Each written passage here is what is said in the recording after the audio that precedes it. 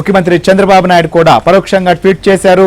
ఖచ్చితంగా ప్రతి ఒక్కరూ కూడా అక్కడ సాంప్రదాయాలను గౌరవించాలని. ఇలాంటి కారణాలు అనేకం. ఈ నేపథ్యంలోనే కూడా ఆయన పర్యటన కూడా రద్దు చేసుకున్నటువంటి పరిస్థితిగా మనకు కనిపిస్తోంది. తిరుమలలో జగన్ వస్తున్న నేపథ్యంలో అక్కడ టీటీడీ కూడా ప్రోటోకాల్ ప్రకారం మాజీ ముఖ్యమంత్రి హోదాలో ఎలాంటి సౌకర్యాలు లేకపోతే అక్కడ ఎలాంటి దర్శనం కల్పిస్తారో వాటికి సంబంధించి కసరత్తు కూడా చేశారు. ప్రస్తుతం పర్యటన రద్దు నేపథ్యంలో జితేంద్ర రద్దుకు సంబంధించి కూడా అక్కడ జగన్ రిసీవ్ చేసుకునేందుకు వచ్చేవారు కావచ్చు, వారందరూ కూడా అక్కడ చేరుకొని ఉన్నారు.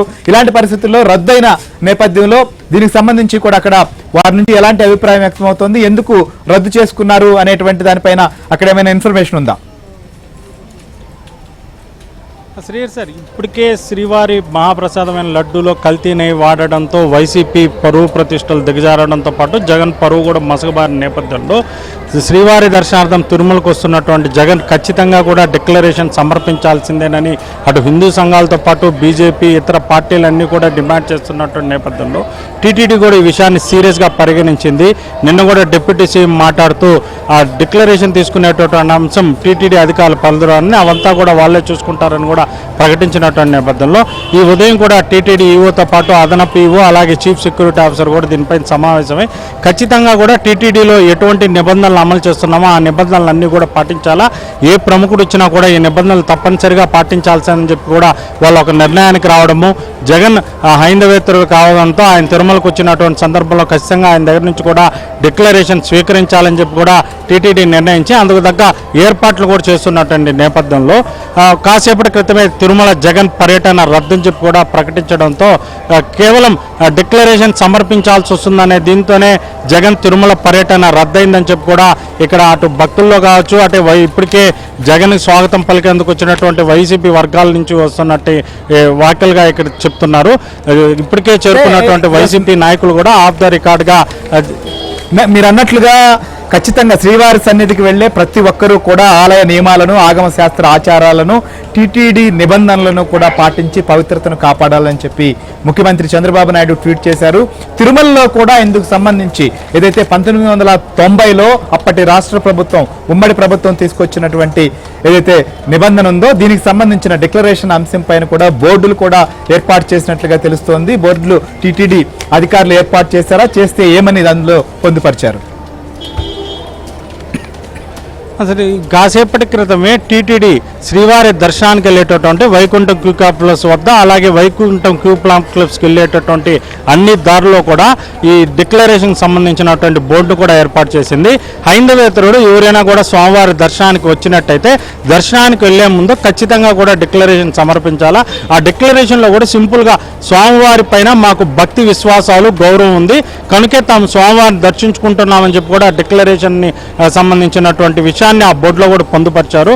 ఈ డిక్లరేషన్లో సంతకం చేస్తేనే హైందవేతరుడు ఎవరైనా కూడా స్వామివారిని దర్శించుకోవాలని చెప్పి కూడా టీటీడీ ఆ బోర్డులో క్లియర్ కట్ కూడా విజ్ఞప్తి చేసింది. ఈ నేపథ్యంలోనే మరి కాసేపట్లో కూడా జగన్ వస్తాడని చెప్పి ముందుగానే ఉన్నటువంటి పర్యటన ప్రకారం జగన్ ఎక్కడైతే వస్తున్నాడో ఆ దావల్లో అంతా కూడా ఈ బోర్డును అయితే టీటీడీ ఏర్పాటు చేసింది.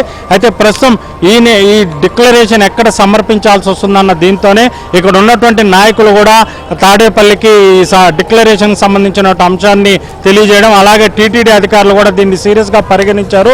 ఏదైతే నిబంధనలు ఉన్నాయో ఆ నిబంధనలు ఖచ్చితంగా కూడా ఎవరైనా పాటించాల్సిందే అన్న టీటీడీ అధికార వర్గాల నుంచి అందుతున్న సమాచారం ప్రకారం వాళ్ళు కూడా ఇక్కడ ఉన్నటువంటి పరిస్థితులంతా కూడా తాడేపల్లికి నివేదించడంతోనే జగన్ యూటర్న్ తీసుకున్నారు. తిరుమల పర్యటన కూడా రద్దు చేసుకున్నారు. బరికేసపట్లోనే మీడియా ముందుకు వచ్చి కూడా తన తిరుమల పర్యటన ఎందుకు రద్దయిందని కూడా చెప్పేటటువంటి అవకాశం కూడా ఉన్నట్టుగా సమాచారం అంతా ఉంది. అయితే ఇప్పటికే చేరుకున్నటువంటి వైసీపీ వర్గాలు అయితే మాత్రం ప్రస్తుతం ఇప్పటికే చాలా గొడవలు జరుగుతూ ఉంది. లడ్డు విషయంలోనే వైసీపీ పరువు కూడా పోయినటువంటి పరిస్థితుల నేపథ్యంలో తిరుమలకు వచ్చి డిక్లరేషన్ సమర్పించకుండా స్వామివారిని దర్శించుకుంటే మళ్ళా హిందూ సంఘాలతో పాటు బీజేపీ అలాగే ఇతర పార్టీల నుంచి కూడా తీవ్ర వ్యతిరేకత వచ్చేటటువంటి అవకాశం ఉన్న నేపథ్యంలోనే జగన్ ఆలోచించే ఈ తిరుమల పర్యటన కూడా రద్దు చేసుకున్నారని చెప్పి కూడా ఇక్కడ ఉన్నటువంటి వైసీపీ నాయకులు కూడా చెప్తున్నటువంటి పరిస్థితి ఉంది. మొత్తంగా చూసుకుంటే ఈ డిక్లరేషన్ అంశం అయితే గత 2 రోజులు కూడా తీవ్ర దుమారాన్నే లేపుతా ఉంది. ఈ డిక్లరేషన్ ఏదైతే ఉందో అది ఖచ్చితంగా కూడా అమలు చేసి తీరుతామని టీటీడీ అధికారులు చెప్పినటువంటి నేపథ్యంలోనే ఈ జగన్ తిరుమలకు వచ్చినటువంటి సందర్భంలో గెస్ట్ హౌస్లో అతని దగ్గర డిక్లరేషన్ తీసుకునేందుకు యత్నించాలా, అక్కడ కానీ ఆయన నిరాకరిస్తే చివరిగా వైకుంఠ క్యూ కాంప్లెక్స్లో స్వామివారి దర్శనానికి వెళ్ళేటటువంటి సమయంలో ఆయన దగ్గర నుంచి ఖచ్చితంగా కూడా డిక్లరేషన్ స్వీకరించిన అనంతరమే ఆయన్ని దర్శనానికి అనుమతించాలని చెప్పి కూడా టీటీడీ అధికారులు ఈ ఉదయం జరిగినటువంటి సమాచారంలో నిర్ణయించినట్టు కూడా మనకు తెలుస్తోంది.